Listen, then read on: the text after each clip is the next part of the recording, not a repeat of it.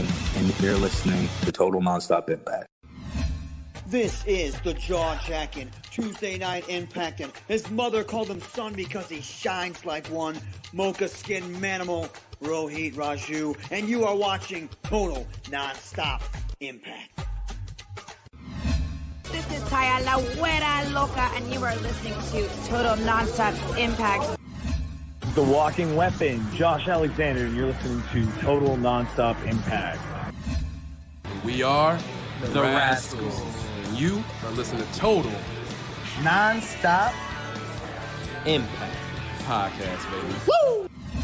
And what you're really listening to is Total Nonstop Impact. Don't you dare miss a lesson. Oh, yeah.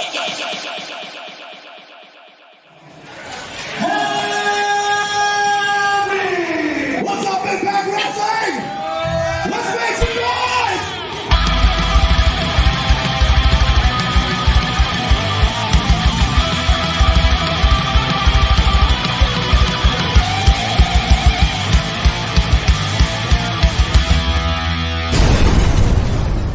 This is the good stuff.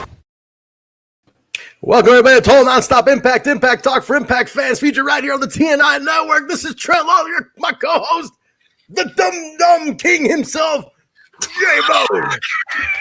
J-Bone, what's happening?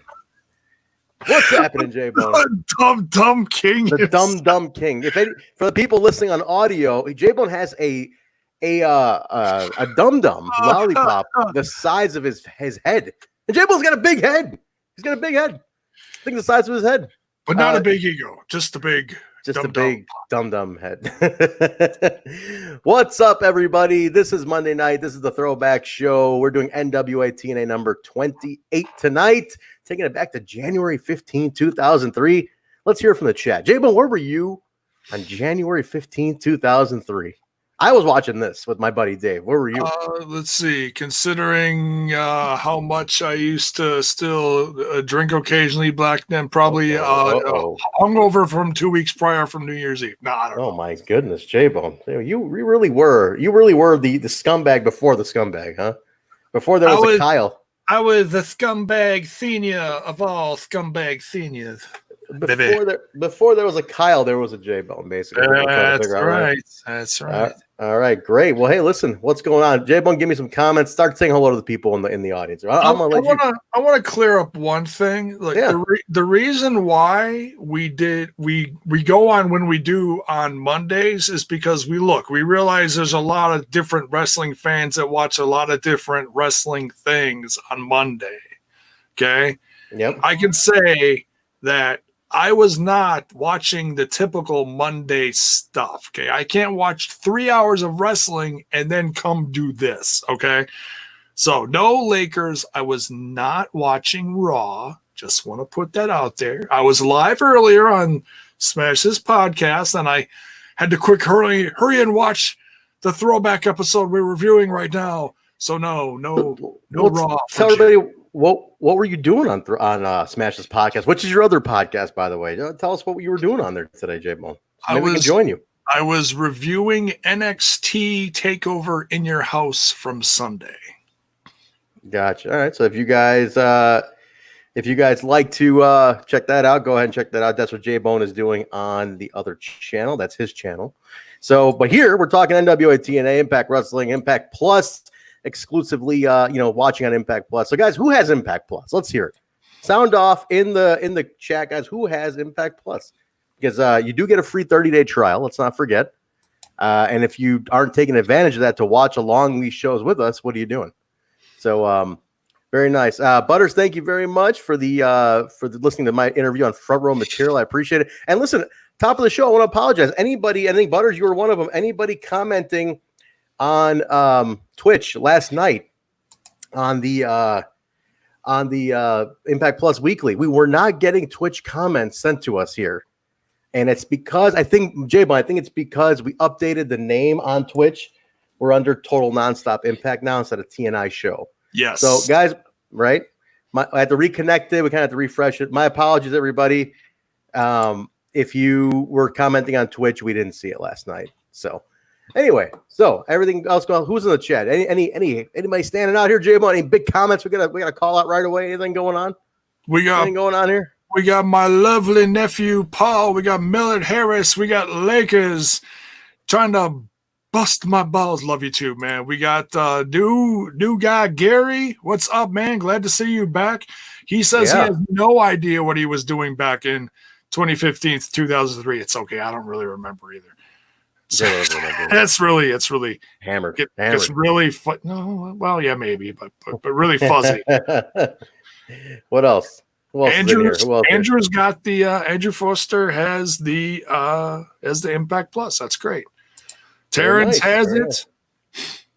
Very cool, guys. Yeah, get your Impact Plus. Watch these along with us. I mean, we're enjoying them.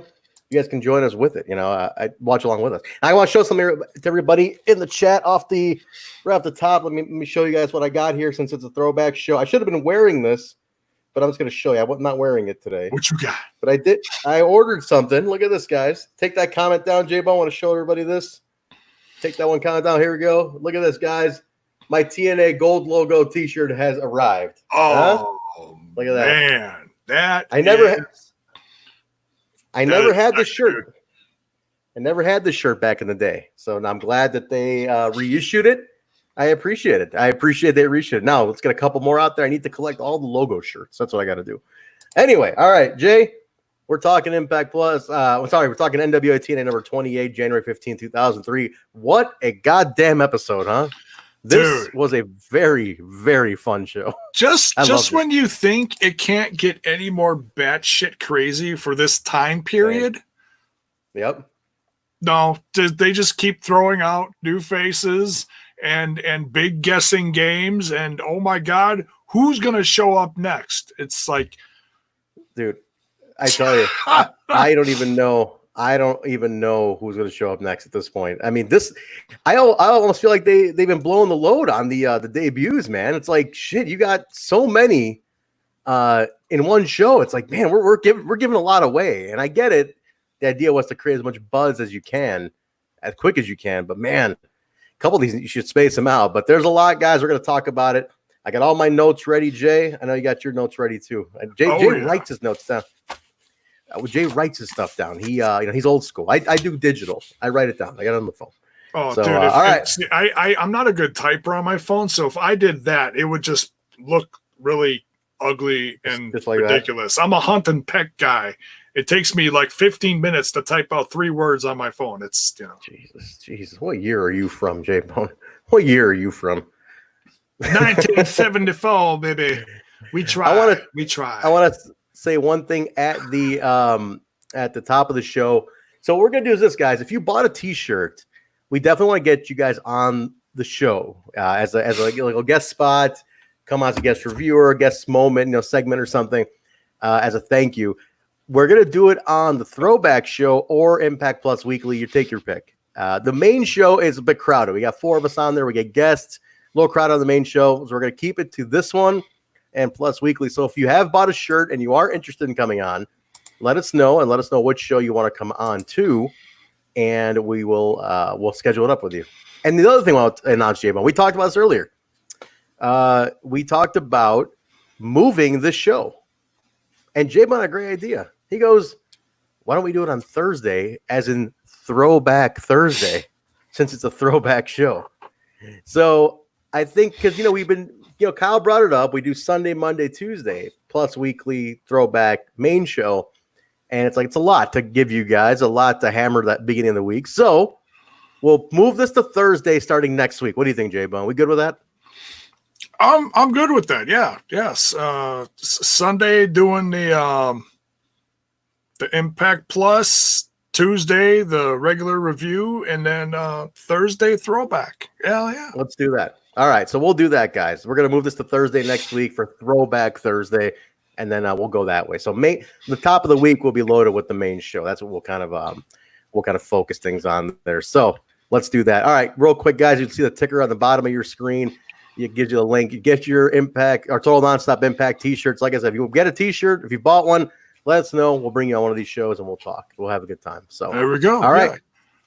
Let's start it off, J-Bone. Show started January 15, 2003. It started off hot. Hot. Tenay and Russo sit down, shoot interview. Oh, this was hot. Now, I'm a Russo guy. I listen to Russo, and he says that one of the big things they tried doing was not rehearse things too much in order to get that raw reaction from guys like Tenay, right? It's like it's like if the more raw the reaction, the response is, the better it comes across as authentic. And you could see that here, Jay. Am I crazy? Or you could totally see that here. No, you could. You could tell there wasn't a lot of hesitation, a lot of not a lot, no hemming and hawing. Russo fired back pretty quick, and I also got to give credit to Tenay here because he was great. As fired up as he's been the last few weeks with the arrival of Russo. Man, I didn't think this was going to last longer than 5 seconds, and Tenay was going to end up in Russo's lap, just pounding the crap out of him. Dude, I don't mean that in a kinky way either. I mean that isn't, dude. These two are going to go at it, but no, Tenay is a professional. He kept his cool. He had an ugly mug on his face at the end of the interview, but he kept his cool. I got to give him props for that because Mike Tenay was fired up. He was fired up, man. He was hot. He was hot at this one, man. He was. And it was. Happy. I mean, it sounded about as much of a shoot as you could get. Yeah, no, for sure. I liked it though. It was cool. They kind of talk. Basically, the idea is they're talking sports entertainment versus tradition. That's the idea, right? They're kind of going with that theme of sports entertainment versus tradition, and that is what really they were hitting like all throughout the show. Tradition versus sports entertainment. Yes. The thing that at the time it was a hot topic, right? You're only like a year and a half removed from it, but a lot of WCW talk, a lot of the false narrative of, oh, Vince Russo, you ran WCW out of business. It's your fault. It's your fault. A lot of that talk, the false narrative of that part, so that they were drilling that, like really trying to get the heat that Tenay was trying to push on them. It was kind of weird. Like, okay, here's what got me about this one, Jay. Here's the weird part. It's like it's kayfabe, but it's not kayfabe, right? It's like we're trying to show this is real, but at the same time, like he is a writer, so they're exposing the fact that he's writing shows, but in this twist, he's manipulating the show as a writer. So it's kind of like we're going with like a very realistic point of view, where like if the writer turns on the company, that's what's happening, is what we're kind of doing here. Yeah, and that's what I think. That's the kind of what the idea was. It's like, he's a renegade writer now, and he's gonna dictate how this works, because now he has power from the inside out. So it was interesting. I liked it. I love the Tenay sit downs. I think they're great on these. They're very realistic to me. I like how they go. Yeah, Tenay's just got a great presence about him, and can help lead an interview, no matter who it is, even from someone shy several weeks ago, like Amazing Red. Even Yeah, it was fine. You could tell Amazing Red was nervous and real green as far as interviews and promos and stuff, but it came off as authentic as it gets, because for sure he's just a kid talking about wrestling. Yeah, for sure. No, it was good. I like it. I think today. Okay, by the way, speaking of Mike Tenay and Don West, today is the 14-year anniversary, June 8th, 2006, of the big high five moment. Did anybody remember this? They remember the big high five? They tweeted it out today. Impact. Oh, Impact. They tweeted it out. Yeah, the big gif. The big Tenay and Don. Yes, high five that they do. 14 years ago today, if anybody remembers. But man, they were so damn good. They were damn good. What were they high-fiving about? That's what I'm curious, because I see that shared a lot as in reactions to posts, right? Impact Wrestling related, but what were they high-fiving about? Do you remember or no? There was an announcement, I think a match. I can't remember. I'm going to leave it to Critical Sting if he's in here. He'd probably bust that out quick. But there was some announcement that got made. Something I don't recall exactly what it was, but it was pretty funny though. It's always been around. That GIF has just been floating for ages, and so I like it. So anyway, guys, we open up. Sports Entertainment Extreme enters in. Is that it? What's that? Is that what they were high-fiving about? Scott Steiner, maybe it was. I don't know. Joe versus Scott Steiner at Slammiversary. That's right. That's what it was. That's what it was. There we go. Thank you, Hakeem. There we go. All right. All right. So Sports Entertainment Extreme pops in. New music, good music, new shirts. They got the T-shirts going on. They're antagonizing Tenay big time. Antagonizing Tenay big time. Russo. He's like really antagonizing him big time. Tenay's doing Tenay face. Tenay face is great during this episode. The Tenay face is fantastic. J-Bone does a great Tenay face. Actually, no, you don't, J-Bone. I'm sorry. Nobody can do it like Tenay. It's a pathetic attempt, but it's an attempt. It's an attempt. It was good. It was good, but he was antagonizing Tenay. Says the whole thing is between him and Jeff Jarrett, and he brings out a soapbox, J-Bone. Russo has the soapbox. A literal soapbox to get on. Yeah, that's priceless. That was great. He gets on the soapbox and he's talking, and he's making a plea, for it all. So he's going for it, but then he gets interrupted. J-Bone gets interrupted by one of your favorite managers of all time, Percy Pringle. Percy Pringle makes his way down. That's another sad attempt at a. One of my favorite things he said, though, Jay. He said, "The fat man is ready to talk." The fat man is ready to talk. The fat man. Yeah. I did enjoy that. The fat man is ready to talk. Like, okay. That was funny. He basically talks about the history between him and Russo. I remember when you were an interviewer trying to get interviews for your radio show in at the New Haven Coliseum, looking for interviews backstage. And then he tries to make a peace offering, Jay. He tries to shake Russo's hand. He's busted. I don't know where Percy Pringle thought he was going to get a handshake out of this, because he starts out by busting his balls.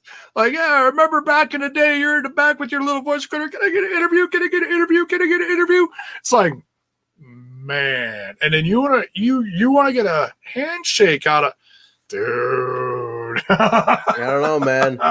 It was a little weird. I don't know where he was trying to think he could maybe parlay that into a handshake, but the Russo was like, no, screw you. And they beat the shit out of him. Guys, they beat the shit out of Percy Pringle, and he must have hit a carotid artery because he was bleeding like the fat man stuck pig. God damn. Totally. Gee, he must have lost a pint on those steps. It was dripping down several steps. That was hard to look at. I mean, usually there's like, there's a little bit of blood on his face and there's a little bit of blood on your arm. But no, his shirt was like drenched, like he won a wet t-shirt contest. Crazy. His face was covered, and the puddle of blood dripping down several steps was this big. So it's like, yeah. Man, how many times have you cut yourself, dude? Dude, the blood stayed on the mat, like obviously the whole show after that. Like that was bananas how much blood there was, man. It was insane how much blood there was going on. I don't know what he hit, but he hit it good because he was bleeding bad. Oh, yeah. I love though, and did you catch this, Jay? While they're beating him down, you hear Russo going, "Oh yes!" Like, yeah. Oh yeah, dude! I fucking popped when he's like mocking him with an "Oh yes!" That was great, hilarious. I love that. A huge pop for me on Russo doing that, but dude, he was bad. He was pretty bad. Jeff Jarrett makes a save, gets them all out of there, which is funny. Again, superhero Jarrett coming in with the chair. He was. Oh yeah. They all ran, man. They all ran. They make an announcement that Red is stuck in Japan, so he was not going to be able to take the X-Division title match. So that was just a quick announcement. All right, Divine Storm and Trinity take on AMW for the tag team titles on this one. Pretty standard type match, though, huh, J-Bone? A lot of Trinity featured here, though. Dude, Trinity always gets some spots in there. It was great. Always. It was great. Yeah. I'm not going to say she outshined the guys, but they all worked together pretty well, but they just never got going with AMW. Yeah, that's the thing. These guys weren't bad, and Trinity was a nice touch for them. I'm not going to say she was bad for them, but they weren't really anything exciting. I didn't think these guys were anything too crazy exciting for me. But I think that honestly, I think who got over more was Trinity. I think she got over more than anybody in terms of Divine Storm. She got over huge. And we found that out later on in the night too, where they ended up placing her, huh? That wasn't her only spot. Yeah, she comes out later. So you can tell who is shining, even though she only gets a couple spots. She does stand out. She does. And what happens later is a very big pinnacle part of her career. And we're going to go into that in a second. We get an AJ Styles video package recap, and then he comes out and declares that he's solo. Doesn't need anybody, right, Jay? He's solo. But he wants a world title match. So they're putting AJ on this trajectory already. So all this is going on with Jarrett, and they're putting AJ out for this title hunt. What do you think about this? Like, how quick did they push AJ? We're 28 episodes in, and he's already gunning for the heavyweight title. What do you think about this? It doesn't happen. And guys in the chat, what do you think? It doesn't happen to everyone every day. Sometimes you catch, what's that saying? You catch lightning in a box? Lightning in a bottle. In a bottle. Yeah. That's kind of like, I screwed up that thing last night where in the exit I said you make like a tree and split. That wasn't right, was it? Yeah. Let's make like a banana and split. Make like a tree and leave. I'll get it one of these days. I'll get it one of these days. One of these days, old man. You'll get it. One of these days. Gramps. Yeah. You're not a grandfather yet, are you, J-Bone? Not yet, right? Only to kids that have pets. That's the only way I've. Yeah. Got it. Not officially. Got it. Not officially. Unofficially, officially. Zach Bonifer, for all you Back to the Future fans, is correcting you here, J-Bone. It's Leaf, butthead. Just so you know. Thank you, Zach. Just I was waiting for someone to get that. See, there's a little. Just so you know, Jay. There's a method to my madness. I was waiting for the little throwback comments to be like, "Oh, that was from that one." See, that's why I throw that out there. That's why I throw it out there. Or make like a tree and get out of here. Get out of here. Make like a tree and leave. If you watch part 2, there's a big debate on which one it is. If it's make like a tree and get out of here or leave. Biff Bone. Thank you, Zach. But anyway, Biff Bone. Do you have a new nickname for you? Are you Biff Bone now? Biff Bone. Oh, just wait till my crew runs in here with the 3D glasses. You guys will lose your minds. Oh man, I love the 3D guy. I'll put some 3D glasses on Manny Bones back here. Manny Bones. Yes. All right, go ahead. You were going to say something about lightning in a bottle. Lightning in a bottle. Lightning in the bottle. A bottle. God damn it, this guy. What's the matter with you, Jim? What the hell's the matter with you? Come on, those three words. I got to reach through this box and take you out. I'm waiting for those 3 words. Which one? Cut his mic. Thank you.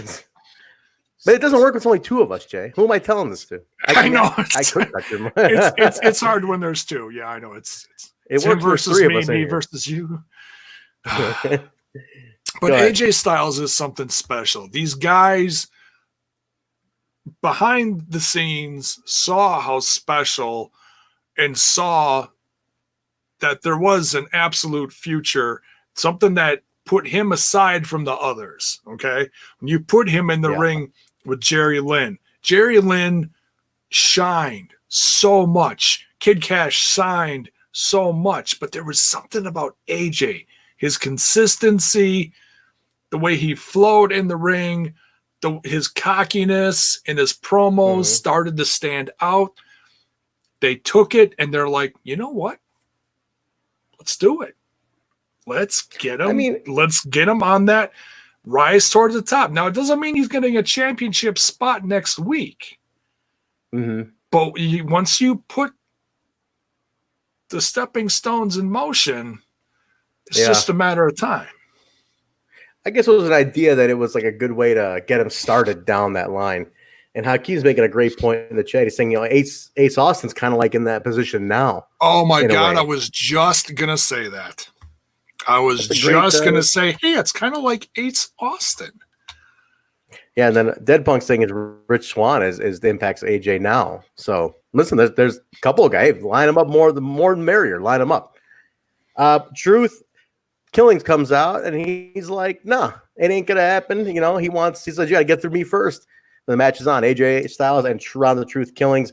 During the match, they announced a bunch of international deals overseas in Southeast Asia and everything. So at this point is when you started seeing the branching out. This is where the international arm of Impact started, was around this time.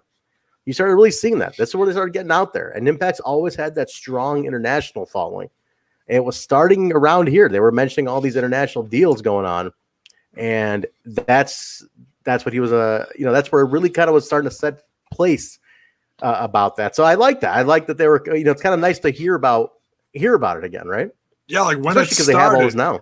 Because we talk about that occasionally. The worldwide connection that Impact has to its fans and the growth and where it's being seen by the millions and millions. Oh, sorry. But it's true, it's I can feel you looking at me. I'm literally looking at you in the next to you. If you guys are watching on video, we got the boxes set up and I'm looking at him with this look of WTF. WTF. Oh yeah. But go on. Go ahead. Finish your thought though. You're gonna say. But yeah, it's like this is where it started. They saw the worth in this brand and the fans. And this is a time in the mere infancy of social media, the connection, people talking, word of mouth spreading through a very, very, very young internet. People talking, connecting. Yeah. Hey, you need to check this out. Where can I see that? There you go. Here's where it is. They had at the time too. If you guys were watching around the time, NWA-TNA.com was actually a really good website. It was a very for the time. Keep in mind, 17 years ago. They had a very good website early on. They had a lot of info, a lot of news, a lot going on. Suffice to say, I might say it was even better then in some ways than it is now. I feel like now they could even use some work on that website. There needs to be more updates to that site, more activity. I feel they don't do enough on the website. At the time, though, guys, it was a very, very good website. And they were promoting a lot of the stuff. You could find all the channels they were on. So they were really advancing in those areas at this time, internationally, using the internet. And Impact's always been good about using the internet. So there was a lot of that going on at the time, which I appreciate even kind of hearing now. Anyway, about this match, though, not a bad match. Very solid, top tier, top player match. I liked it a lot. Mortimer Plumtree runs in, distracts the ref. David Flair runs in, nails Truth with the burlap sack, drags AJ on top of him. AJ wins. What the hell is going on here, J-Bone? What is going on at this point? Why? AJ claimed is not with Sports Entertainment Extreme, but these guys are cheating for him. What the hell's happening? Break it down. Break it on down. Oh, see, now that was you. That was all you with the break it down. That was you. I said break it on down, so you can just take your goddamn mixed message out of here, J-Bone. You're out the rocker thing. I'm glad we're moving this shit to Thursday. You are way too much. Your mind is somewhere else. This is not going to work on Mondays anymore. We're moving the show to Thursday because of you. I'm blaming you because you are off today, guy. So go ahead. It's the Monday he's not awake. Ooh, he's not awake during early week. This guy. What are we gonna do over here? All right, go ahead. Go ahead, Jimbo. The one pot of coffee I made for myself, I didn't even get half of it today. Okay, so I'm struggling here. All right. You know what I need? You know what I need? What do you need? What do you need?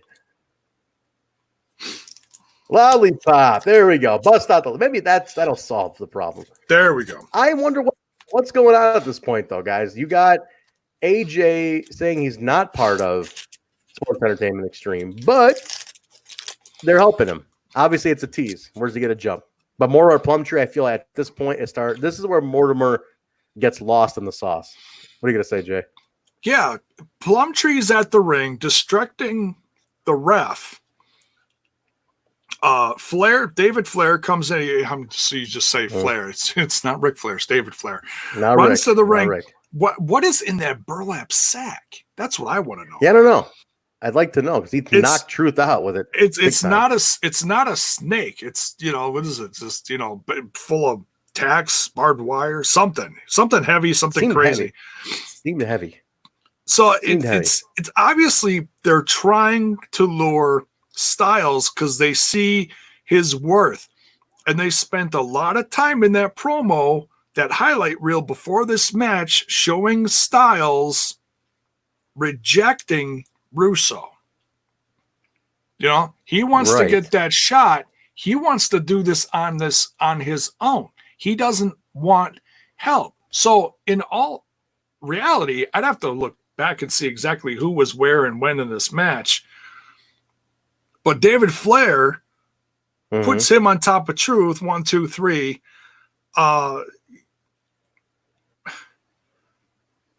They're trying to lure him at this point because they see his worth. Right. So okay, Styles isn't sold. Let's help him win this.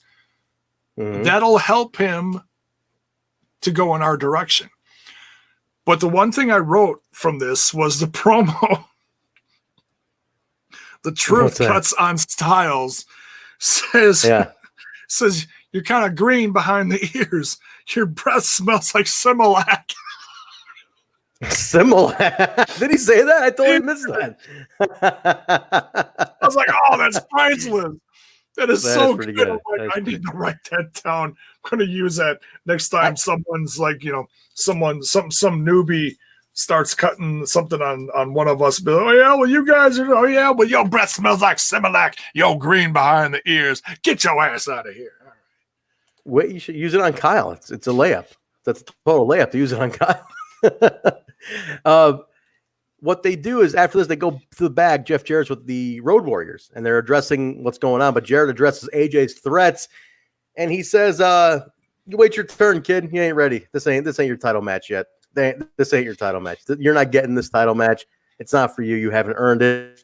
Then it's the main event going on later on that evening. The 3-on-3 at this point, a 3-on-3, and they address that. So you got a great LOD promo here, J Bone, huh?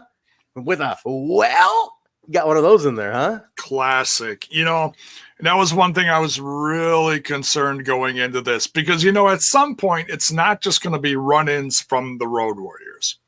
It's not going to be just them running down to the ring, 2 seconds left in the show.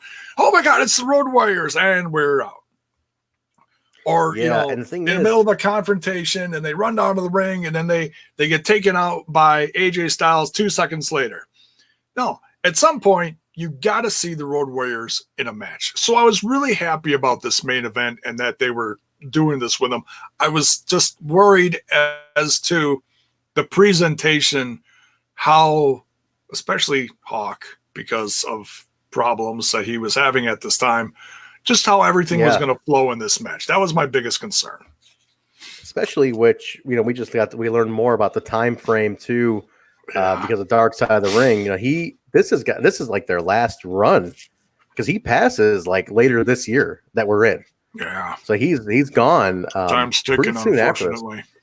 And we have the exact date. We can throw that up. But it was like the last. And he didn't look too bad though. For a guy who was really messed up, I think he got him clean at this point though, Jay. I think at this point he had been clean, but the damage was done. I think he had his ups and downs. Yeah. Yeah. I'll look it up real quick while I get into the next segment.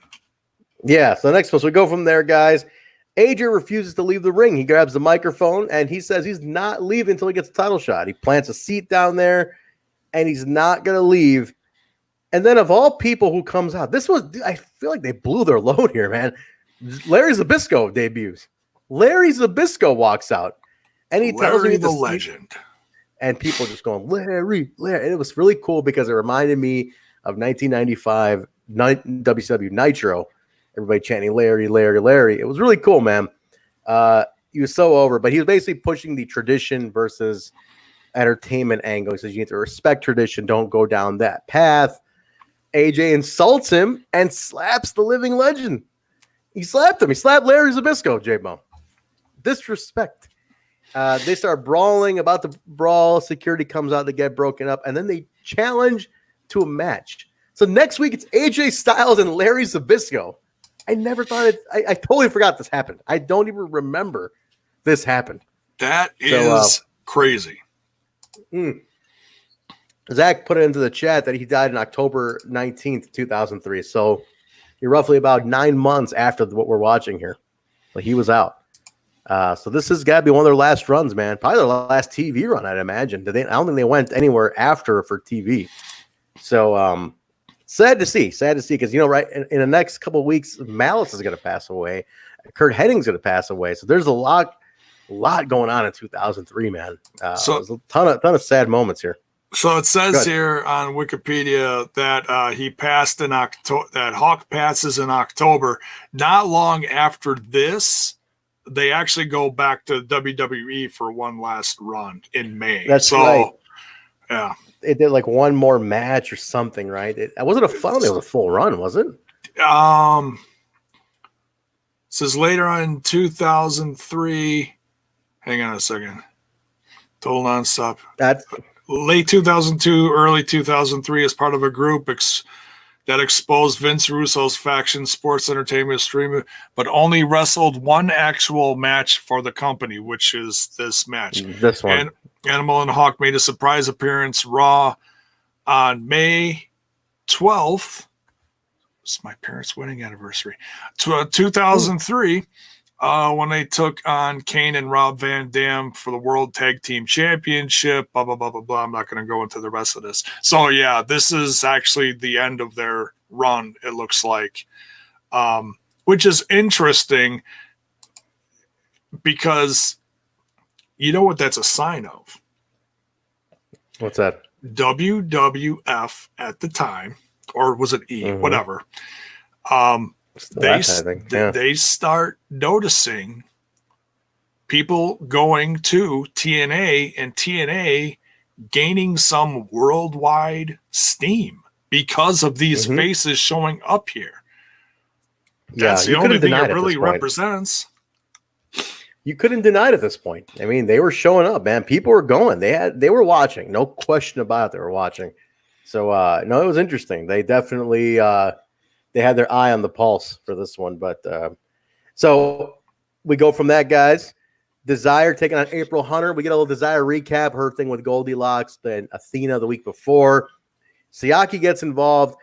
He's obviously going to cheat for Desire. A little back and forth. April Hunter, though, we haven't seen her since the early part. When she took on Bruce was the last time we saw her.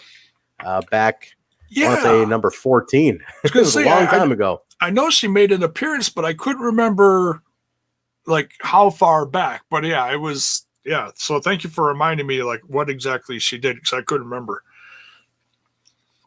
Is there a feud going on in our live chat? What's happening between Lakers and Millard Harris over here? We got to see what's going on. I don't know what the hell you guys are fighting about, but no fighting on the show, boys. We got a review to do here. All right, take it easy. Take it easy, you guys. Take it easy. You're the resident. Take it easy. So we get that little back and forth. We find out Desire was trained by Dusty Rhodes, which was interesting. Totally forgot she was Turnbuckle Championship Wrestling. But did you hear the follow-up to that? No, go ahead. Oh, I did. But go ahead. It looks like Russo stole her away from Dusty. Yeah, I love that. Interesting. Interesting.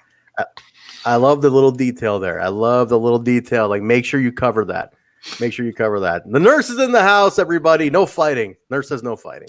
No fighting. Yeah, guys, no fighting in the chat. Please, we can't have that. Break it up, boys. It was interesting. It wasn't nothing too great on the match. Her top rope Hurricanrana, though, by Desire, I thought was pretty good. She hit a really good top rope Hurricanrana, pins April Hunter. Little Siaki interference. Obviously, you're going to get that. But Athena comes out, breaks, kind of brawls post-match. And then they strip her down, Jay. They strip, like, Desire strips Athena's shirt. So she's in her bra. And then she tries taking her pants off. And I think what happened, you guys can watch this. you guys can watch this. It looked like Athena was like, you could tell in the moment, probably became uncomfortable with having to take her pants off. There's probably gonna be a thong spot, which you saw a lot of during those days, Jay. But I think what happened was at this point, you could see her getting very uncomfortable, and you could see Desire trying to keep doing it, and Athena constantly fighting it off. And I think it's like I think in the moment, I think she froze, man. It looked like she froze in that moment. Did you catch that? I think she was trying to rip her pants off, and it just either they couldn't get the pants to rip, or yeah, something did get uncomfortable. Like it went. You could tell it was going too long. So then finally, it was like, all right, we need to cut this off because it wasn't going anywhere. At some point, it was just beat down, try to rip, beat down, try to rip, beat down. It's right. Like, all right, you can only do that so long. Then it's like, all right, that's enough, ladies. I'm telling you, I think in the moment, I think she froze. I think she got uncomfortable having to do it, and she called it, man. She definitely was like, no, it's not going to happen. So, because you could see that moment where Desire's getting a little frustrated, So I think she kind of caught it at that moment and was like, fuck it. And she moved on. But we'll see where it goes. Goldie in the back right away with Dusty Rhodes. I'm sorry, waiting for Dusty Rhodes. And she's waiting, and the car pulls up, and it's not Dusty. It's Mr. Wrestling 4 this time, Jay. But how many are we going to have? We got Mr. Wrestling 4 now. Number 4. And she's like, who the hell are you? 3 was Russo. We know that. 3 we found out was Russo. Yeah. And it went right back to the Mr. Wrestling 4. And so I don't know why they keep going to this. But we don't find out till the end who this is. And she's like, wait a minute, you're not Dusty Rhodes. Who the hell are you? So interesting. Here's my question about Goldilocks. So why didn't she come out during that last women's match? Because she was directly involved in the whole thing with Athena and Desire. You know what I mean? Like, she should have come out during that. You'd think she would have. And I don't know what her immediate future is in a women's division, we'll just say at this point. It's not, I don't think it's an official, it's not an official women's division yet. I don't think we can call it. I know that the knockouts comes a handful of years later or whenever it is. But Don West actually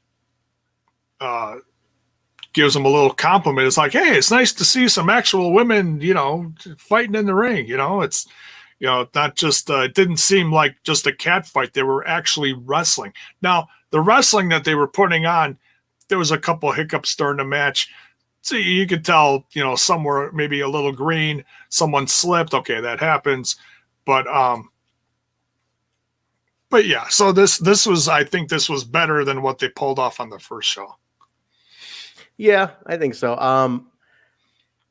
Women's wrestling then is nowhere near what it is now, guys. Let's say that. This wasn't Gail Kim and Tessa Blanchard, okay? Let's not mix that up. At the time, you weren't getting what you're getting nowadays. Women's wrestling has evolved into a complete monster at this point. Oh, so we'll see. But we'll find out. We'll find out how it advances with Goldilocks. I know she doesn't really get too much into the wrestling part of it.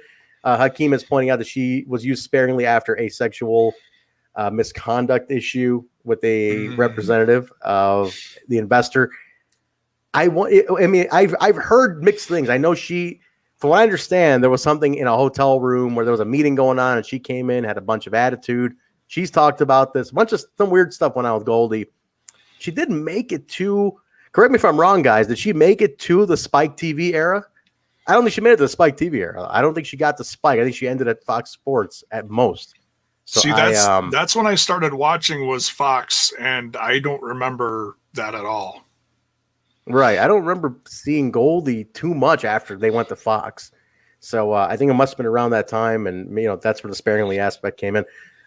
Mike Sanders comes in, guys, and he says he's loyal to Vince Russo. Vince Russo made him, and he owes him everything, but he is in charge of Sports Entertainment Extreme's acquisitions department. The big stars are coming through Mike Sanders. And he says evolution is the counter to tradition, J-Bone. This is what you have to evolve. That's what Sports Entertainment Extreme is looking to do. And Jerry Lynn is not too happy with that. He comes out and he says he does his talking in the ring, and he goes after Mike Sanders. Now, I want to say something about Mike Sanders, guys. Mike Sanders is one of the most underrated wrestlers on the mic, not in ring. Forget the in ring. I don't care if this guy can work a toe hold, an arm bar. I don't give a shit. His mic work is some of the best stuff. If you watched him in his rookie year in WCW, this guy was incredible, and just one of the biggest missed opportunities during the merger with the WWE. I can't believe they didn't lock him down. They put it this way, Jay. What people are praising about MJF nowadays is what Mike Sanders was 20 years ago. I gotta look. I'm gonna put that out there. I'm honestly gonna have to look that up because I'm not because I don't believe you, but I do want to see that. Was he like the leader of that? Please remind me the name of the faction again. That he wasn't WCW. He was the Natural Born Thrillers, man. But thank you. Was he like the mouthpiece, the leader? He was. Okay. He was. And he was commissioner for a while. He was Commissioner Mike Sanders. As pointed out by Lakers. He was commissioner, man. He was great. I loved Mike Sanders. I think he was so good. He was so good. He's an actor now, too, by the way. He's doing some acting nowadays. See, by that point, I think I defected. But I did see some of the Natural Born Thriller stuff. Yeah, no, he was pretty good, man. He was definitely really good. Heavy D's on the outside, kind of interferes a little bit with the refs, keeps taking the referees out. There was a new referee on the show, J-Bone. They mentioned his name. He was one of the old school referees, some old school NWA referee that they pointed out was there. So I don't know. He counted fast. You catch this? That guy, old man referee was like, the guy was counting so damn fast. I'm like, dude, what are you doing? What are you doing over here? I didn't notice that, but I just popped for the fact that you called Don Harris Heavy D. That's what they called him, Heavy D. No, I know, because I caught that when he came ringside and he started interfering. He started pulling the refs out and knocking them out. They kept calling him Heavy D, and I'm like, okay, Heavy D was a rapper back then. Why were you calling him Heavy D? He's not Heavy D. He's Don Harris. Heavy D and the boys. Heavy D and the boys, man. I love Heavy D and the boys. Heavy D and the boys is great. Dusty Rhodes interferes in this one. Elbows everywhere. Jerry gets the win on this one at the end, and finally, after the interference was taken care of. So Dusty gets involved in this match and then takes the microphone, and this got hot. Oh, my God. Set this up. I love this promo from Dusty. It was so classic. And this is one of the most famous promos in TNA history. Go ahead. It was a perfect.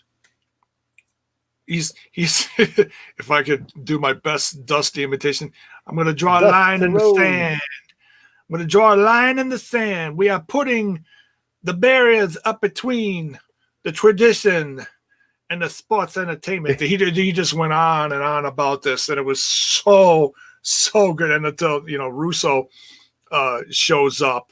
And he's standing, of course, he's standing on the desk with his ass in today's face, was just priceless.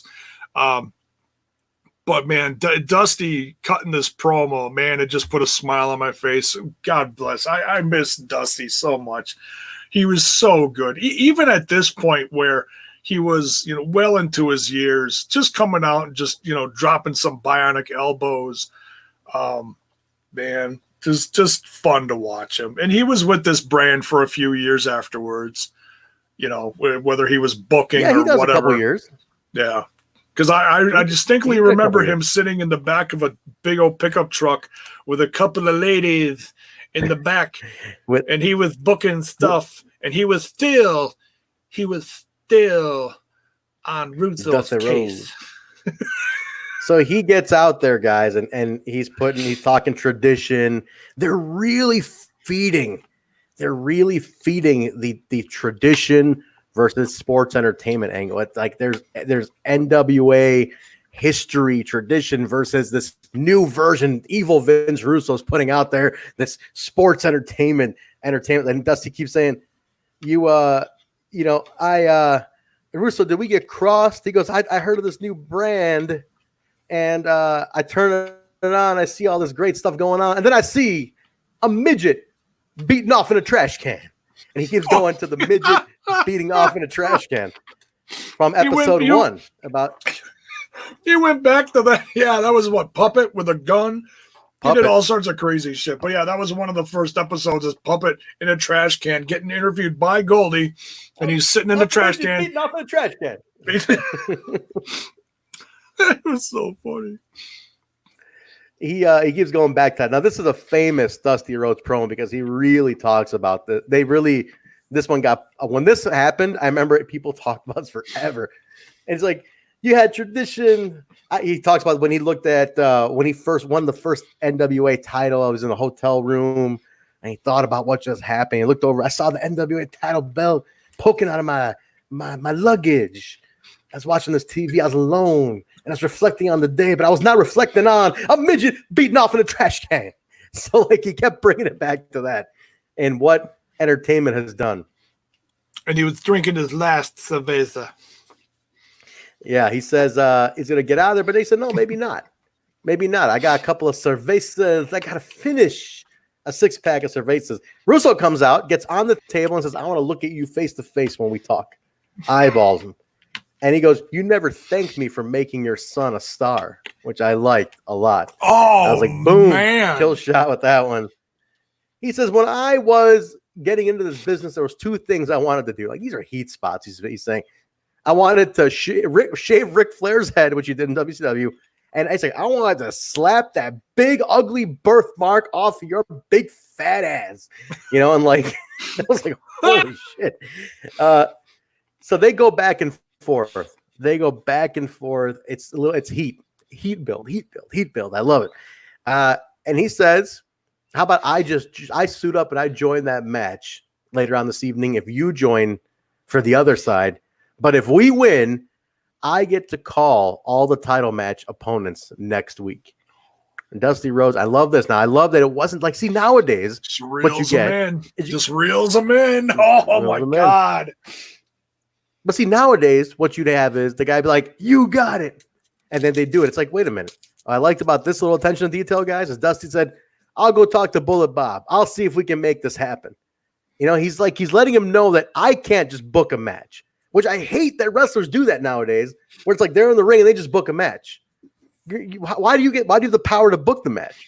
You know? Yeah. Dusty's like, I'm going to talk to Bullet Bob and we'll see what can happen.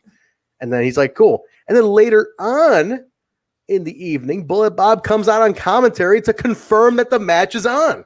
Yes. I love that. That tie-in, that detail is not written about these days. Nobody pays attention to that detail. Consistency. And that's the stuff that consistency. And that's the thing when people who question, who have, you know, you either like Vince Russo's writing or you don't, but people who question some of that stuff, it's like, this is the level of detail I appreciate he put in. I like it because I pay attention to the fact that it's like, yeah, Dusty couldn't just say, you got it.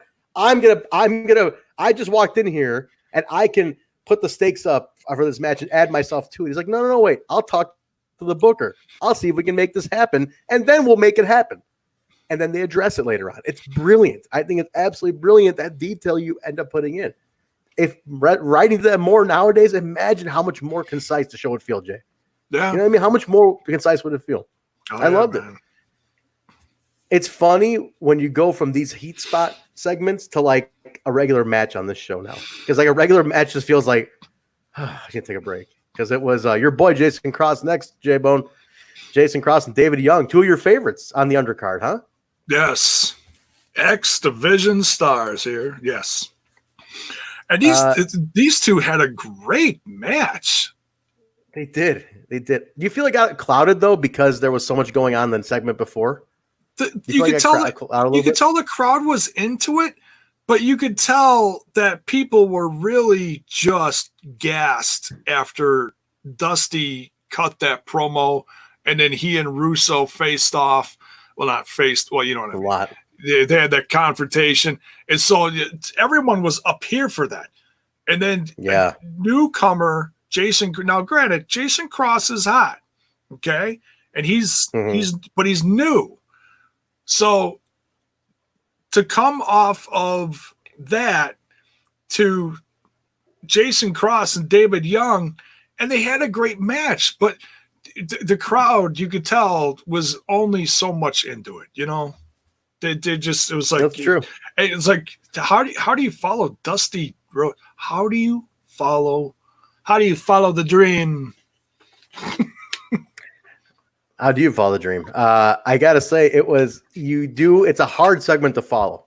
It really is like you are asking a lot of these two young guys. It's like you have to follow Dusty Rhodes and Vince Russo's heat spot. It's not an easy spot to put two young guys in.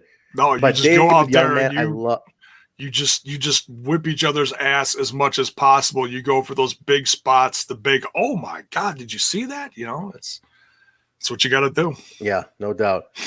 No doubt. This is a great point that pointed out here by Eugene. The crowd was totally gassed, but they put up a solid effort. You're right. Exactly. It was a tough ask of the crowd at that point. Yeah. And this is something I always say too, that Miller is saying here. Dusty versus anybody is a great feud. Oh, look back. If you're an old school fan, every classic wrestler has a feud or a heel promo that goes Dusty Rhodes. Everybody feuded with him, and it was a great feud. I don't think the guy ever had a bad feud. He was like so damn good. So no, it was a tough match, but this one was pretty good. I actually like the match. Your boy Cross misses with that crossfire. That move is too much effort for very little reward. It's a leg drop. It just looks fucking cool, though. Dude, it's painful to watch for a guy with back problems like me. Absolutely excruciating to watch. If he hits it is one thing. It's like, oh man, that looked devastating. Looked like it hurt, but it looked devastating and it looked cool. And he pulled it off. Oh, he might have caught part of his face. Whatever. He pulled it off. But if he misses like he missed here, oh God. He's freaking 10 feet up in the air, spinning. It looks painful. And lands on, it's not like, okay, how many millions of times did Hogan do a leg drop and eventually it destroyed his spinal column? But then you got a guy like this going off the top rope, jumping, spinning, 10 feet in the air, crashing down, and then you miss? Oh, Good night, Irene. Jeez Louise. That poor kid, man. That poor kid took some pain, dude. That guy, Jesus, he took some pain, man. It looked painful because on this one especially, he bounced. Did you see that? He misses the cross and he just bounces. David Young takes him out. Right after this, BG James comes out to confront his father. So at this point, Bully has come out to confirm that match I was talking about. BG comes out. Matt, I love another attention to detail here, Jay. You catch this? BG's confronting his dad. We're not really sure what they're saying, but Scott Armstrong, brother of BG, son of Bullet as well, who was refereeing the match, jumps right out and gets in between them. You see that? This is another example of lines being drawn in the sand, baby. It's great. It's great. I love that. It was like they're showing BG is torn. This whole time he's torn. Like he is very conflicted of going against his dad and his brother, but he wants the opportunity with Russo through Sports Entertainment Extreme. I'm telling you guys, this level of detail is so ignored nowadays. And I love that little bit. You just put those little seeds in there. You just plant the little seeds in there week by week by week by week. But in the meantime, who debuts in this, J-Bone? Your favorite. Do your best impersonation. I'm gonna mute. I can't do it. After doing Dusty all night, I can't do a good Konnan. But Konnan's incredible. Konnan debuts. Like Konnan debuts. Hasta la muerte. Yeah, thank you. It's crazy to think.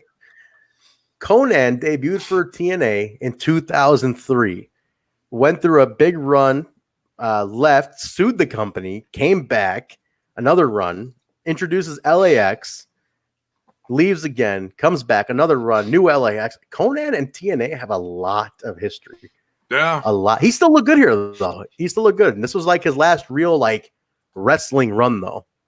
But he still looked good. He's he's went through some surgeries, hip replacements now, but he was still pretty jacked at this point, huh? He looked pretty good at this point. So he looked great. Tenay absolutely loses it. The crowd pops, and he's just whooping the snot out of poor Jason Cross and David Young with a kendo stick. until he's stopped by NWA authorities. They said the police even showed up, which the police showed up, but they didn't really even do anything. He just was like, just standing there at ringside like, I'm the police. I ain't doing nothing, but I'm the police. I got a feeling that now I know Russo had the thing at the time to, and Jarrett too, for that matter, work the boys a little bit sometimes where you don't tell like Tenay everything. So that way Tanay's reaction is a shock too. His reaction is more authentic. Genuine. And I could genuine, right. And I think at that point, maybe the cops did come out because he came to the audience. Maybe the cops were like, whoa, who the hell? Maybe they thought a fan jumped the crowd. You know what I'm saying? Yeah, like, the cops didn't do anything. He didn't have on wrestling gear. He was just in a bright red shirt and, black khakis or whatever. And I tell you, man, this is exciting because later on, one of my favorite trios in wrestling forms a couple years later when they finally hit TV, and that's The Truth, BG James, and Konnan. Oh, 3 Live Crew, baby. 3 Live Crew. I loved 3 Live Crew, man. How about this? Who has the 3 Live Crew DVD? Because I do. I got that DVD, J-Bone. I tweeted it out one time because nobody believed that I actually had it. I actually have the 3 Live Crew TNA DVD. That's a throwback they've never put anything back out for. That's guys. Oh, we got to tell our TNI tribe over here, guys. We got the Paparazzi production shirt back in print. Let's get the 3 Live Crew shirt back in print. What's up with that? Can we get that one? Let's bother them about that 3LK shirt. I think that's next, boys. Let's get that going. We got Paparazzi, Aces and Eights, Team Canada back. Time for 3 Live Crew. Unfortunately, everyone's involved in different things. I think the only one you could probably get attention from would be Konnan at this point because BG James is wrapped up in NXT and The Truth is busy defending that 24/7 European downtown championship. I don't know what he calls it, like 15 different things. It's hilarious. But yeah, our Truth is busy defending his 24/7 championship. So you're probably not going to get any throwback attention, but you might get it from Konnan. Konnan's he's still an agent for Impact. You might still get it from him. He's still involved. He's still on the roster page, so that's interesting. He's still involved. He's still a part. He was there at Hard to Kill when I was out there. He was backstage. Konnan's he's still part of the company. Yeah, he's still involved. He's not doing anything like his team. Like they're kind of. I thought they were going to put him with Daga. I personally thought it was a layup to put him with Daga. I don't know why they didn't. Daga needs a mouthpiece. He would have been perfect. But yes, Hakeem Fulton is asking. Yes, Hakeem, there is a 3 Live Crew DVD. I have it right over there. Speaking of also the VKM stuff, shirt. I got to tell you this before I forget it. I was looking at Facebook and something popped up. There's a ref that has that runs part of an antique shop somewhere in the Philadelphia area. And I apologize, I don't remember what it's called. But they got some new wrestling merch in, and they got like a little corner, like, about as big as this with, action figures, ring sets and stuff like that. Some newer, some older, a lot more older than new. And I actually saw in the collection, it was fuzzy, but you could see it in the picture. It was an Elix Skipper TNA action figure. No shit. Yeah, and that's rare. And actually yesterday they also put up a Lance Hoyt TNA figure, and I was like, oh my goodness. And I don't think he's selling them for much. I think he's selling them for like 20 a pop. So yeah, if you're interested, hit me up on social media. I'll find you the link. There you go, guys. You're collecting the TNA action figures. J-Bone will get you in touch. That's awesome, dude. Wow. I got a couple. They're open, though. I mean, I don't seal that stuff. I don't know. I never understood keeping your action figures sealed. Because what are you going to do with them? Put them on your wall, and then what? Then what happens? Nobody ever sells them. Nobody ever. Yeah, you had. This office did you have them too? This office is absolutely filled with action figures dating back till about 2003. Yeah. Let me ask you a question. So you keep them sealed. You ever plan on selling them? What's the idea of what's the theory behind keeping them sealed, guys? At some point, yeah, I think I will. You are going to sell them? Okay. I think so. Someday. Yeah. I mean, because nobody ever sells them. Nobody ever sells them. Nobody actually ever sells the action figures. They just kind of keep them, and then they're on their wall, and then they're done. When I'm thinking about it, I'll look them up and see, what people are selling certain ones. But like the ones I think that would actually be worth something that are on my wall would be like a 2003 Kevin Nash, 2003 RVD. I've got an old CM Punk from it's one of the elites. It's pretty good. I got an old Rock with the old WWE logo on it. I'm trying to think of anything else classic that I've got here. I never got eventually I don't know. I never knew anybody who actually sold them. They all just keep them and then they go into a box when they get married. So the second these guys get married, that's the wife's like, get those off the fucking wall. Get these goddamn things off my fucking wall and put them in a box. I'm very proud of my two John Morrison figs from umpteenth years ago. So that was back when he was his first run in WWE. So nice. All right. So during the one thing I meant to point out during the Cross and David Young match that they point out NWA president Richard Arpin was in the front row corner. Never heard of him. I knew Dennis Coraluzzo. I never knew of Richard Arpin. So that was a new one. They pointed him out for some reason. They pointed him out during that last segment. I don't know why. I don't think he gets involved with anything. But we had some tradition throwbacks here. Like you had Eddie Marlin was out there at one point. Bill Barons was out there. God, Richard Arpin. They were really again tradition. Eddie Marlin is Jeff Jarrett's grandfather, classic NWA personality. That's his grandfather, Eddie Marlin, classic wrestler back in the old days too. So again, push tradition because Dusty's promo also, just not to backtrack too much. He talked a lot about Steamboat and Flair and himself and all that stuff. So there was a lot of just again push tradition. Konnan obviously comes in. We don't know where he's gonna fall now.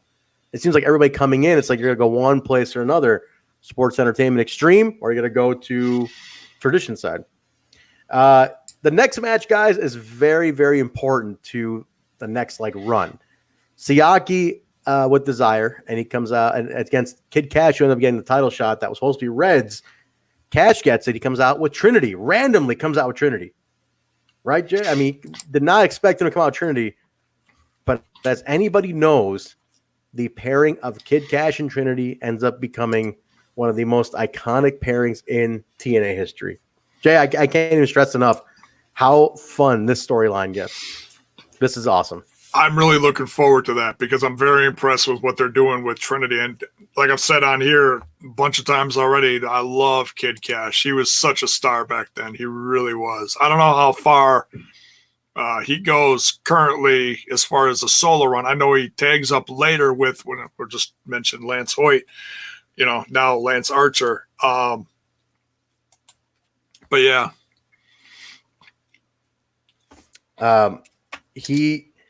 The Kash and Trinity thing though is awesome. What I love about it is how this organically grows. I don't know what the theory behind teaming them was, but the build of what this turns into, guys, is really, really cool. Especially guys, Trinity is not mentioned enough in the TNA history. Like they don't talk about her at all. And she's on Twitter, guys. Action Trinity. Like she's on Twitter and Instagram too. Like she's around. And I think it'd be real nice. Like definitely tweet her. Like let her know because dude, she was really good, man. Like absolutely one of my favorites around this time. I think she kind of sadly gets forgotten. It kind of lost in the shuffle, Jay. But what you've seen as a newbie, like I'm good.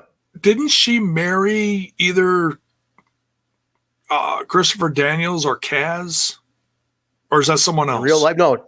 Tracy Brooks marries Kaz. Tracy Brooks, bad. Yeah, Tracy marries Kaz. But no, Trinity she leaves to go to WWE for like a minute.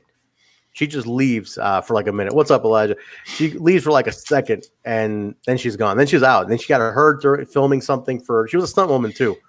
Got her filming something, and then that was it. But dude, I think she's totally forgotten in a way. You know, they don't ever mention. They don't even show her in throwback clips, and she's got a big role in the development of Kid Kash, him in the X-Division, all that stuff. The next year is like awesome.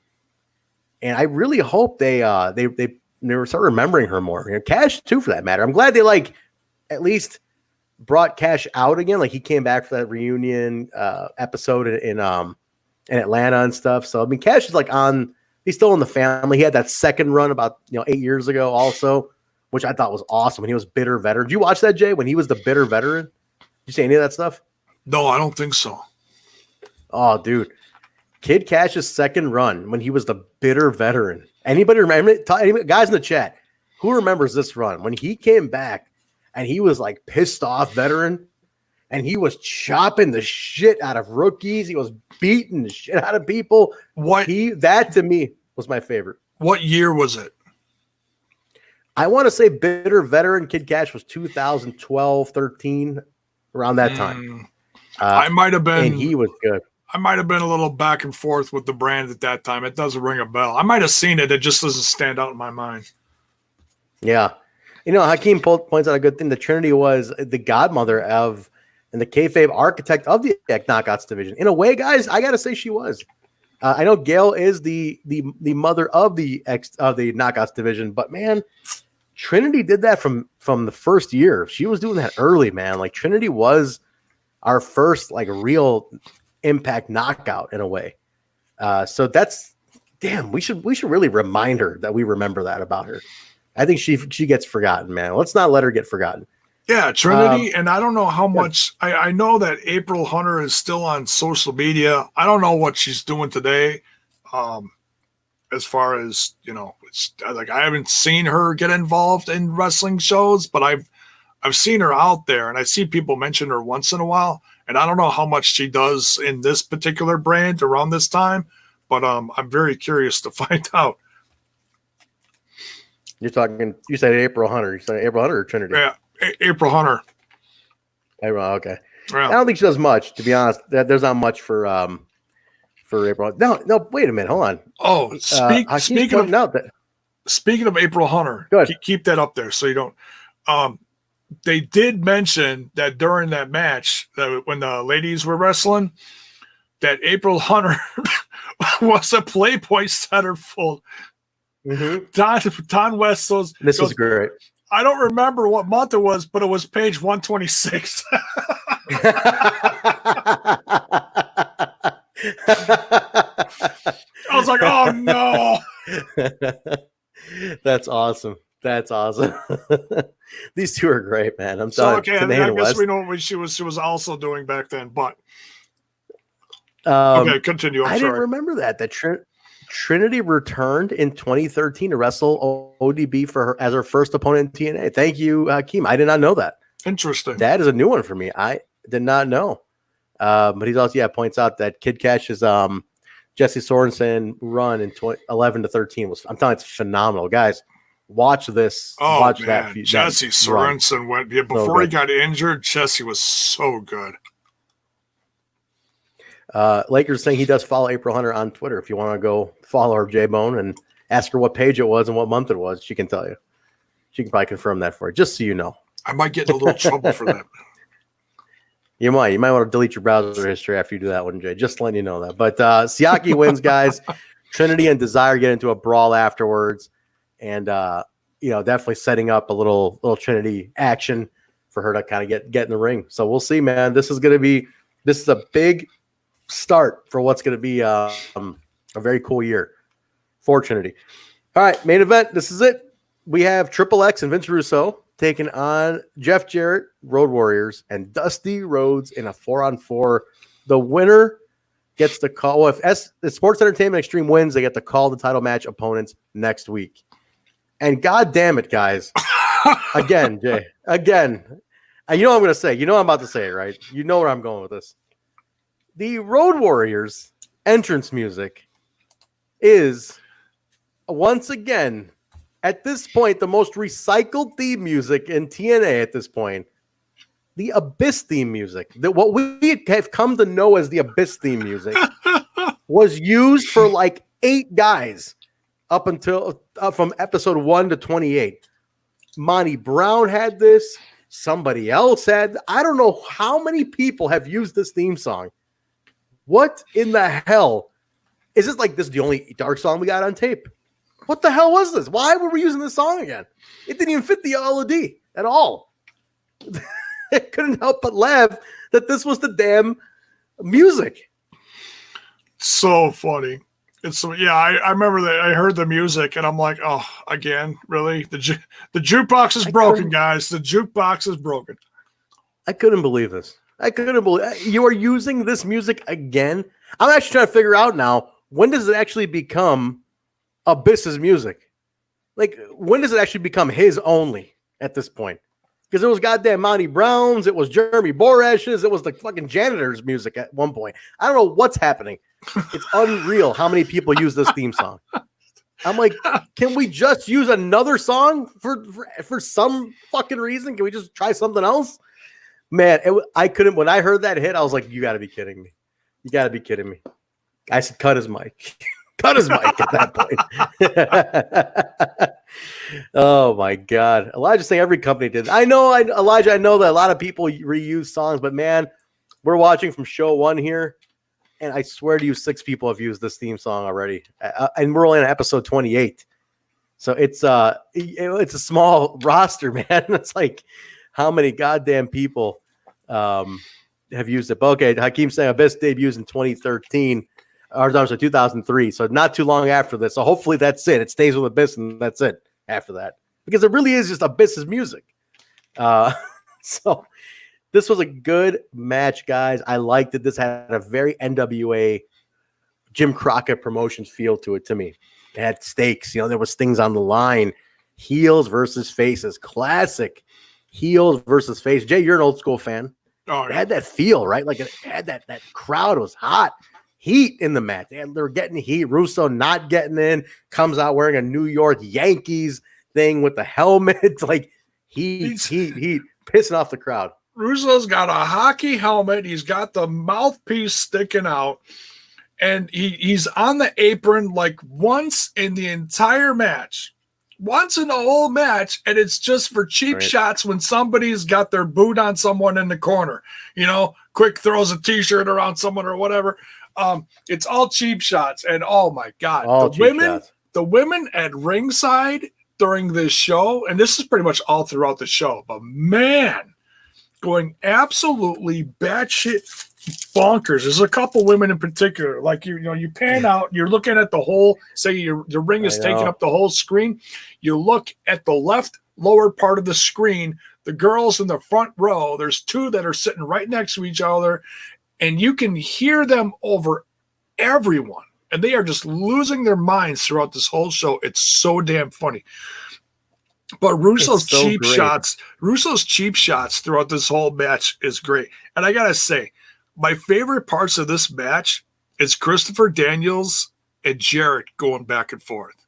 Man, these two had, and for the infancy of this company, and these two, like never being in the ring with each other before, not that I remember, other than like a beatdown from like episodes, a couple episodes ago, with this whole, infancy of, S.E.X. Man, these guys just looked so good in the ring together, man. And I don't remember what they did later on, but it just showing how good Christopher Daniels was. I mean, they all shined in their own way, but man, a young Christopher Daniels with Jeff Jarrett in the ring just shined in this match, in my opinion. Now, and that's not to take anything away from the Road Warriors, because they actually looked like they, were doing they were firing on all cylinders. They looked pretty good in this match. There was a lot. If you looked at the corners of the match, there was a lot of, okay, I'm going to stand over here and do this over here. Okay, now Dusty's over here in this corner, and the Road Warriors are just hanging back in the original corner. There was a lot of orchestration going on you could see during the match, but it was just so fun to watch. It was, man. I'm telling you guys, this was veterans and young guys. It had that veteran lead, you know, call it in the ring. These veterans were just controlling the flow of that match. And you saw the young guys working with it. It had such a great pace. And they didn't do much. There was no hurricane. There was no flippy floppy 100 moonsaults, chairs. They didn't have everything in the book thrown at you. Yeah. Simple psychology. Bad guys, good guys, get the heat, piss off the crowd, get the heat. And then you had the interference. Mr. Wrestling 4 comes in, helps, knocks out Dusty. Elix gets the pin on Dusty. He unmasks, and it's Nikita Koloff, Dusty's old rival / friend at one point as well, but his old rival. Nikita Koloff, of all people. Talk about a throwback to the early days of the Road Warriors and NWA and Dusty Rhodes and the Four Horsemen and that whole regime back 20 years before this. It just, I was like, the look on my face at the end of this episode when Nikita Koloff takes off his mask and Russo is there just kissing his big bald head. Here's me. just dumbfounded, jaw hit the floor, bounced back up, smacked me in the face. Ow. It just was like, are you serious? Guys, if you know about the feud with Nikita and Dusty, it is one of the greatest feuds and eventual teamings as the superpowers in the 80s, 86, I want to say. The biggest pop I ever heard, 2 biggest pops in my life on tape that I've ever heard, was the Sandman's return to ECW, and when Nikita Koloff joined Dusty in the cage when he turned face in 86. The pop, if you guys can, it's on YouTube. It's on YouTube. Type in Nikita Koloff pop. I think it comes up. It is the biggest pop you'll ever hear. Jay, you should check this out. That is one of the loudest pops I've ever heard in my entire life. That crowd, I think it was Greensboro, loses its goddamn mind at the time. They go insane. There's significant things from my childhood that I love looking back on, and that's the birth of Hulkamania and what WCW / NWA was all doing mid to late 80s. Yeah, Flair. You had blonde high top fade Sting. You had the Road Warriors. You had Nikita Koloff. You had Dusty. The Luger. The list goes on and on and on. It's like, I loved, Saturday Night's Main Event and all that stuff. But man, I used to sit at my best friend at the time, late 80s. I used to go over to his house Saturday morning and we'd watch WCW, NWA wrestling and classic studio stuff. And I still have that ingrained in my head. We sit on the floor with the big box TV, on the floor. And just that stuff is ingrained in me. And I love that stuff. I love Nikita Koloff and the classic stuff like that, man. That just classic stuff, dude. The guy was so good. He's one of my favorites of that era. But man, definitely do yourselves a favor and go watch The Birth of the Superpowers on YouTube. It's huge. So that's why there's story behind Nikita Koloff. A lot of debuts in this one, guys. A lot going on. Yeah. Just feeding legends. Now this is like the first legend to go Sports Entertainment Extreme. So it's like, wait a minute, you're supposed to be on the other side. What's going on here? So that's good stuff, guys. Yeah, that's crazy. Yeah. I mean, that really probably had some people shaking their heads like, what? Man. 605 TBS, Zach Bonifer, you're right. All right, guys, that was it, though. That was NWA-TNA number 28, January 15, 2003. What did you guys think of the show? Who watched it on Impact Plus with us this week? Who was watching If you guys don't have Impact Plus, don't forget 30-day free trial, guys. Watch along with us. We're going to be moving this show to Thursdays. If you didn't catch at the top of the show, it's going to be Throwback Thursday from now on. I need to so write we're that going shit Mondays. down. J-Bo needs to write it down because he will not remember. He'll be here Monday. And he's like, "Where's everybody? Where is everybody? I'm here trying to do a throwback. Nobody shows up, and everybody's making fun of me. What the?" They will not be at Arby's. They'll be waiting for us on Thursday. But guys, so remember the new schedule will be Tuesdays, Total Nonstop Impact, 30 minutes after Impact Wrestling goes off the air. Thursdays, Throwback Thursday, NWA-TNA Classic Review. Sunday night, we'll be doing Throwback Thursday. Wrote it down. Throwback. He actually wrote it down. Sunday night is the Impact Plus Impact Plus Weekly. So then we'll do that. Yeah, last night, if you missed the Impact Plus Weekly, guys, we changed the format a little bit. We did the Impact Explosion kind of breakdown, talked Explosion, talked little news, and then we kind of did open forum. We just did open forum for like a half hour. Right, Jay? We took questions. Anybody want to talk about anything? End of the week, casual Sunday night stuff, just any news, rumors you want to discuss. We discussed a bunch of happenings going on. So keep it light, open forum on Sunday evenings. But the main shows, Tuesday is Total Nonstop Impact, and Thursday is NWA-TNA Throwbacks. All right. Jay, did I miss anything? Dusty would have called it a little casual Q&A. A casual Q&A. All right. Well, listen, let's hit some plugs here. Jay, where can people find you? I'm not drinking anything. Mildred Harris keeps thinking I'm drinking something. I'm drinking water. This is water. I'm showing you on camera. This is just water. Last night was water too. J-Bone, they keep accusing me. Let me smell the bottle. Let me smell the bottle. Here, there you go. Take a smell. There you go. Look. Yeah, that's water. There you go. That's water. It's water, guys. I've never had a sip of anything, any alcohol my entire life. I'm a total straight edge. J-Bone and Scumbag Kyle cannot believe this. I haven't touched anything. Just water. Yeah. Source of life, J-Bone. You got it. All right. Good. Go ahead, Jay. Plug it up. Where can people go to find you? You can find me over on that other little podcast called Smash This Podcast, where we're smashing all things wrestling.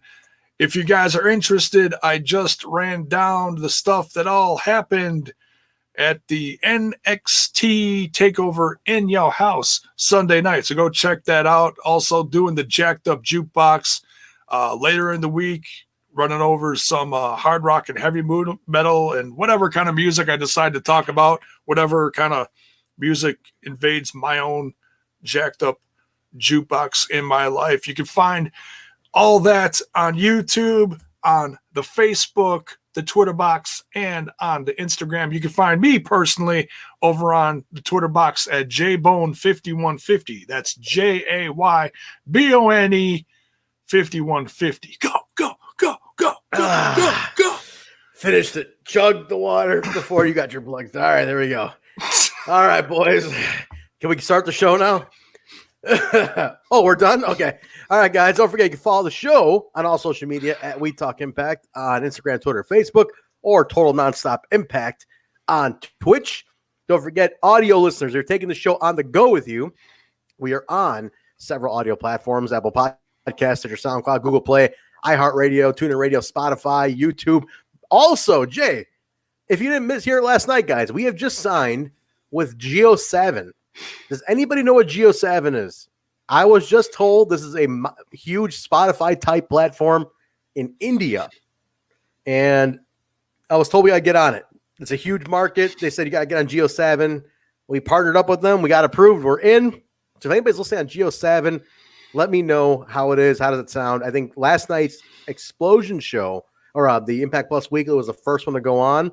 This one should be on as well. So if you guys are listening on Geo7, give us a heads up. If anybody knows about it, please give me a heads up. I don't know too much about it. They're a pretty big platform, though. And I got some friends who are on it as well. So I'll ask them, and then we'll see what's going on. But don't forget, guys, to rate, review, and subscribe. Let us know what you think of the show. All feedback is always welcome. We appreciate all the feedback you give us. If you want us to change anything around, definitely give us your suggestions.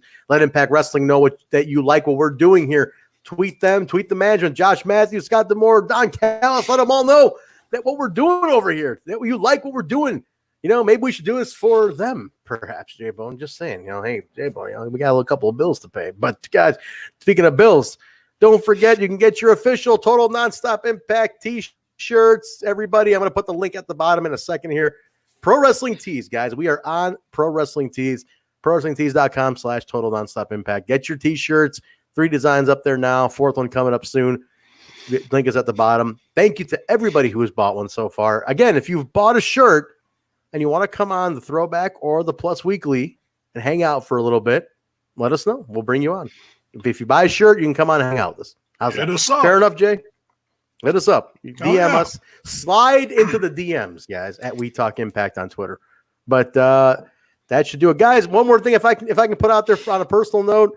My band Hemi just released a bunch of t-shirts. J-Bone made a cool ad for us. If you want to pick up a Hemi t-shirt, the link is at the bottom as well, belowthecollar.com/Hemi Music. Below the Collar is owned by Pro Wrestling Tees. So same company, the quality's there. You know where we're coming from on this. So definitely, that's the one way to connect to me. Definitely Hemi Music on all social medias, Twitter, Facebook, Instagram, Hemi Music. Or pick up a t-shirt, belowthecollar.com/Hemi Music. Pick up a shirt. I'd really appreciate it.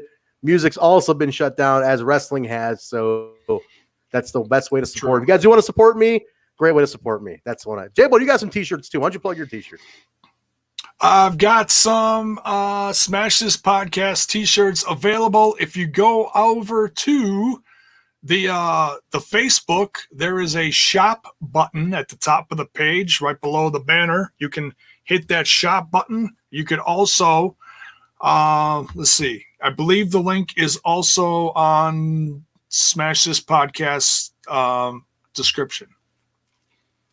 Okay. We'll get the actual link in here, guys, and we'll scroll it across the bottom next show. So, Jay, let's put the link in at the bottom of the next show so people can find it easier. But, guys, there you go.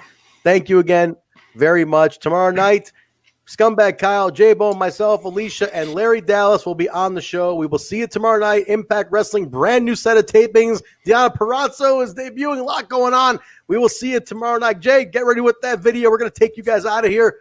Guys, thanks for hanging out. NWA-TNA number 28. We'll be back next week, Thursday, for number 29. Watch it in advance. Get on your Impact Plus. Watch it in advance. Good night, everybody. We'll check you out next week. This is the real Impact Wrestling World Champion, Big Michael Elgin, and you're listening to Total Nonstop Impact. This is the jaw-jacking Tuesday Night Impactin'. His mother called him son because he shines like one. Mocha skin manimal, Rohit Raju, and you are watching Total Nonstop Impact. This is Taya La Güera Loca, and you are listening to Total Nonstop Impact. The Walking Weapon, Josh Alexander, and you're listening to Total Nonstop Impact. We are the Rascals. And you are listening to Total Nonstop Impact Podcast, baby. Woo! And what you're really listening to is Total Nonstop Impact. Don't you dare miss a lesson. Oh, yeah.